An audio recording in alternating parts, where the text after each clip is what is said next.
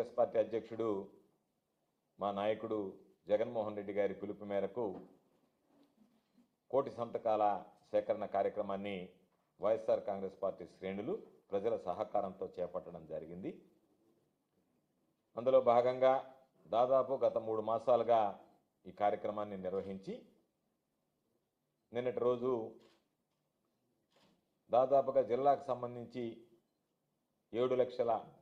పత్రాలు గవర్నర్కు అందించాలనేటువంటి లక్ష్యంతో కోటి సంతకాల సేకరణలో భాగస్వాములై పూర్తి స్థాయిలో సహాయ సహకారాలు అందించినటువంటి నియోజకవర్గాల ఇన్ఛార్జీలు, వైఎస్ఆర్ కాంగ్రెస్ పార్టీ నాయకులు, కార్యకర్తలు, రాష్ట్ర స్థాయి, జిల్లా స్థాయి, మండల స్థాయి, గ్రామ స్థాయిలో ఉన్నటువంటి వైఎస్ఆర్ కాంగ్రెస్ పార్టీ వివిధ హోదాల్లో ఉన్నటువంటి పదవులు నిర్వహిస్తున్నటువంటి నాయకులు, స్థానిక సంస్థల ప్రజాప్రతినిధులు, అనుబంధ సంఘాల అధ్యక్షులు, శాసన మండలి సభ్యులు, పార్లమెంట్ సభ్యులు, వైఎస్ఆర్ కాంగ్రెస్ పార్టీ శ్రేణులు ప్రజల సహకారంతో ఇది సాధ్యమైంది. కాబట్టి వాళ్ళకి పేరు పేరున హృదయపూర్వకమైనటువంటి ధన్యవాదాలు తెలియజేయాలనేటువంటి లక్ష్యంతో ఈరోజు జిల్లా వైఎస్ఆర్ కాంగ్రెస్ పార్టీ ఆధ్వర్యంలో ఈ సమావేశం ఏర్పాటు చేయడం జరిగింది. అయితే ఈరోజు అందరికీ తెలిసినటువంటి విషయం, జగన్మోహన్ రెడ్డి గారు ఎంతో కష్టపడి ఉన్నతమైనటువంటి లక్ష్యంతో కోవిడ్ లాంటి విపత్తులని ఒకసారి మనం చూసిన తర్వాత, అటువంటి ఉపద్రవాలు ఏర్పడిన తర్వాత, ఇటువంటి సమయాలలో ప్రజలకు ఏ విధంగా మనం మెరుగైనటువంటి సేవలు అందించాలి, మెరుగైనటువంటి సేవలు అందించడానికి ఎటువంటి చర్యలు చేపట్టాలి, భవిష్యత్తులో ఇటువంటి వచ్చినప్పుడు ఎలా అధిగమించాలనేటువంటి లక్ష్యంతో ప్రతి జిల్లాలో కూడా ప్రభుత్వం ఆధ్వర్యంలో ప్రభుత్వ రంగ సంస్థలైనటువంటి ఒక కళాశాలలు ఉండాలి, మెడికల్ కళాశాలలు ఉండాలనేటువంటి లక్ష్యంతో ఒక మహోన్నతమైనటువంటి కార్యక్రమానికి శ్రీకారం చుట్టి ఏ జిల్లాలో అయితే మెడికల్ కాలేజీలు లేవో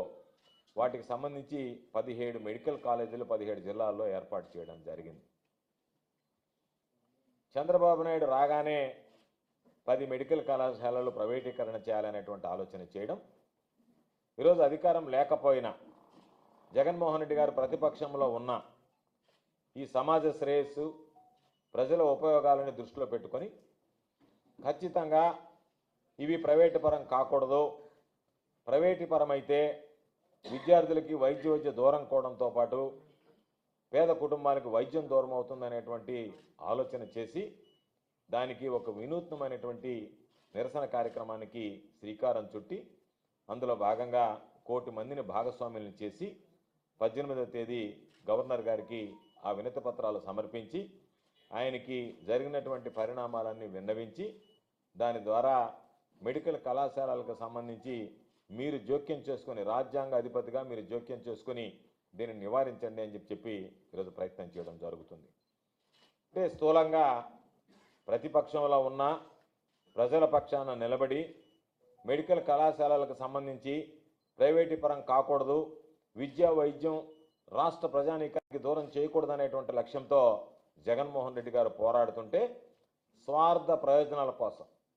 తన సొంత లాభాపేక్షణ కోసం ఈరోజు వాటిని ప్రైవేటు వ్యక్తులకు కట్టబెట్టి ఏదో ఒక విధంగా తన పబ్బం గడుపుకొని తన వరకు తాను బాగుపడాలి, మిగతా వాళ్ళ గురించి ఆలోచన చేయాల్సినటువంటి అవసరం లేదు, నాకు ప్రజల ప్రయోజనాల కన్నా స్వార్థ ప్రయోజనాలు ముఖ్యం అన్నట్టుగా ఈరోజు చంద్రబాబు నాయుడు వ్యవహరిస్తున్నాడు. కాబట్టి నిన్న ఏ రోజైతే కోటి సంతకాలకు సంబంధించి రాష్ట్ర వ్యాప్తంగా జనాలలో నిరసన పెలుబుకిందో, నిరసన జ్వాలలు మిన్నుమింటాయో చూసిన వెంటనే చంద్రబాబు కూడా కదలికొచ్చి ఈరోజు దాని మీద రకరకాలైనటువంటి మాటలు మాట్లాడి ప్రభుత్వ ఆధీనంలో ఉంటుంది కానీ ప్రైవేటు వ్యక్తులు మెయింటైన్ చేస్తారని చెప్పని రకరకాలైనటువంటి మాటలు మాట్లాడుతున్నాడు. దీని వెనక ఉన్నటువంటి దురుద్దేశం ఏదో ఒక విధంగా వాటిని అమ్ముకుని సొమ్ము చేసుకోవాలనేటువంటి ఆలోచన చంద్రబాబు నాయుడుకు ఉంది. కాబట్టి దాని మీద వైఎస్ఆర్ కాంగ్రెస్ పార్టీ అనేక రకాలైనటువంటి కష్ట నష్టాలు, కొన్ని దగ్గరలా సంతకాలను నిరోధించాలని చూశారు, కొన్ని దగ్గర సంతకాలు పెట్టినటువంటి వాళ్ళని ఇబ్బందులు పెట్టారు, కొంతమంది అయితే కుటుంబాలకు సంబంధించి మీకు వచ్చేటువంటి సంక్షేమ పథకాలన్నీ ఆపేస్తామని బెదిరించారు, అనేక రకాలుగా భయపెట్టారు. కొంతమందిని మీరు ఏ విధంగా ఈ గ్రామాల్లో ఉంటారో అని చెప్పి పాపం పేదలైనటువంటి వాళ్ళు ఎవరన్నా వస్తే తిరిగినటువంటి వాళ్ళు, కొంతమంది గ్రామంలో తిరిగి ఎవరైతే సంతకాలు సేకరించారో ప్రతి ఇంటికి వెళ్ళి కరపత్రాలు పంచి వాళ్ళని మీరు ఈ గ్రామంలో ఎలా ఉంటారో చూస్తూ ఉన్నట్టుగా మాట్లాడడం, రకరకాలైనటువంటి బెదిరింపులు బ్లాక్మెయిల్ చేసినా సరే ప్రజలు ఎక్కడా కూడా వెన్ను చూపకుండా స్వచ్ఛందంగా ఈరోజు ఈ కార్యక్రమంలో పాల్గొనడం జరిగింది. నెల్లూరు జిల్లాకు సంబంధించి కూడా దీనికి సంబంధించి అనేక రకాలైనటువంటి కార్యక్రమాలు ఏర్పాటు చేశాం. నిరసన కార్యక్రమాల్లో భాగంగా ఈరోజు మనం డిఆర్ వృత్తంలో కూడా ఒక రౌండ్ టేబుల్ సమావేశం ఏర్పాటు చేశాం. దానికి సంబంధించి ప్రజా సంఘాలు, ఇతర పార్టీలకు సంబంధించినటువంటి నాయకులు, విద్యార్థి సంఘాలు, మేధావులు, పౌర హక్కుల సంఘాలు, ఆచార్యులు, విద్యావంతులు, తల్లిదండ్రులకు సంబంధించినటువంటి ప్రతినిధులు అందరూ కూడా పాల్గొని వాళ్ళ యొక్క ఆలోచన విధానాన్ని ప్రజలకి వివరించడం కూడా జరిగింది. అయితే ఈరోజు ఏది ఏమైనా సరే జిల్లాకు సంబంధించి ఎవరు ఎన్ని అడ్డంకులు సృష్టించినా, ఎన్ని రకాల ఇబ్బందులు పెట్టాలన్నా సరే నిరోజన ప్రారంభం దగ్గర నుంచి కార్యక్రమం అట్టహాసంగా ప్రారంభమైంది. కోలాహలంగా ప్రజలు ఆ రోజు నుంచి మద్దతు పలికారు. ఆ తర్వాత ర్యాలీలు, నియోజకవర్గ స్థాయిలో నిర్వహించినటువంటి ర్యాలీలు విజయవంతమయ్యాయి. ముగింపు కార్యక్రమం నియోజకవర్గాల వారీగా చేపడితే అధిక సంఖ్యలో జనాలు వచ్చి వాటిని కూడా ఈరోజు జయప్రదం చేశారు. నిన్న నెల్లూరు జిల్లాలో బహుశా కని విని ఎరుగని రీతిలో, ఎందుకంటే గాంధీ బొమ్మ సెంటర్ దగ్గర నుంచి అంబేద్కర్ గారి విగ్రహం వరకు ఈ కార్యక్రమాన్ని కొనసాగించాలి, నిరసన కార్యక్రమాన్ని అనుకుంటే ఒక సమయంలో అంబేద్కర్ విగ్రహం దగ్గరికి ఊరేగింపు ప్రారంభించక ముందే జనం చేరిపోయారు. అంటే చివరి మనిషి మహాత్మా గాంధీ విగ్రహం దగ్గర రాజశేఖర రెడ్డి గారు, ఆ గాంధీ సెంటర్లో ఉన్నటువంటి రాజశేఖర రెడ్డి గారి విగ్రహం దగ్గర ఉంటే తొలిగా నడిచినటువంటి వాడు దాదాపుగా అంబేద్కర్ విగ్రహం దగ్గరికి చేరిపోయాడు. అంత పెద్ద ఎత్తున 2 కిలోమీటర్ల దూరం ఉంటే ఆ 2 కిలోమీటర్లో కూడా ముందు వెళ్ళినటువంటి వాడు అంబేద్కర్ గారి విగ్రహం దగ్గరికి చేరితే చివరి వాడు అక్కడే నిలబడి నడవక ముందే దాదాపుగా ర్యాలీ 2 కిలోమీటర్ల దూరం వ్యాపించింది. 2 కిలోమీటర్ల దూరం జనం నిలబడ్డారు అంటే దానికి సంబంధించి ప్రజలు, పోలీసులు ఎన్ని రకాలైనటువంటి అడ్డంకులు సృష్టించినా నేను అడుగుతున్నాను, ఏదన్నా చిన్న కార్యక్రమం ఏర్పాటు చేయాలంటే నెల్లూరు జిల్లాలో పోలీసులు ఎన్ని రకాలైనటువంటి అడ్డంకులు సృష్టిస్తారు. నిన్న బీజేపీకి సంబంధించినటువంటి ఒక ర్యాలీ నిర్వహిస్తే కూటమికి సంబంధించినటువంటి వ్యక్తులు పోలీసులు దగ్గరుండి వాళ్ళకి బ్యానర్లు కట్టడం, వాళ్ళకి జెండాలు కట్టించడం, వాళ్ళకి సంబంధించినటువంటి ఫ్లెక్సీలు ఏర్పాటు చేయడం అన్నీ చేసినటువంటి వాళ్ళు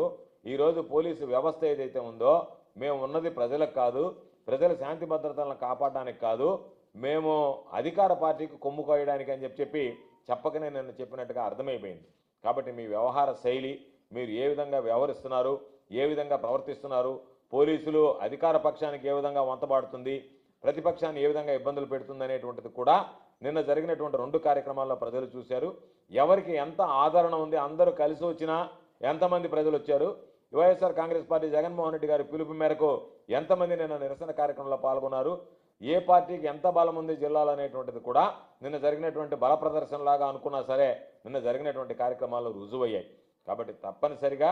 ప్రజలందరూ కూడా కూటమి ప్రభుత్వంతో చంద్రబాబు నాయుడు పరిపాలనలో విసిగి వేసారిపోయారు. మరలా జగన్మోహన్ రెడ్డి గారిని కోరుకుంటున్నారు. కాబట్టి భవిష్యత్తులో కూడా ఈరోజు ఏ విధంగా అయితే మెడికల్ కళాశాలలకు సంబంధించినటువంటి ఉద్యమాన్ని మనం తీవ్రతరం చేశామో, ప్రజల్లోకి సమర్థవంతంగా తీసుకువెళ్ళగలిగామో, ప్రజలందరూ కూడా ఈరోజు జగన్మోహన్ రెడ్డి గారు 17 మెడికల్ కళాశాలలు తీసుకొస్తే చంద్రబాబు నాయుడు ఈరోజు కుట్రతో, కుతంత్రాలతో, కక్కుర్తితో 10 మెడికల్ కాలేజీలు అమ్ముకుంటున్నాడు అనేటువంటిది ప్రజల్లో ఆ భావం కలిగింది. కాబట్టే ప్రజలు స్వచ్ఛందంగా అంత ఎత్తున నిన్న జరిగినటువంటి కార్యక్రమంలో పాల్గొన్నారు. కాబట్టి పాల్గొన్నటువంటి ప్రతి ఒక్కరికి,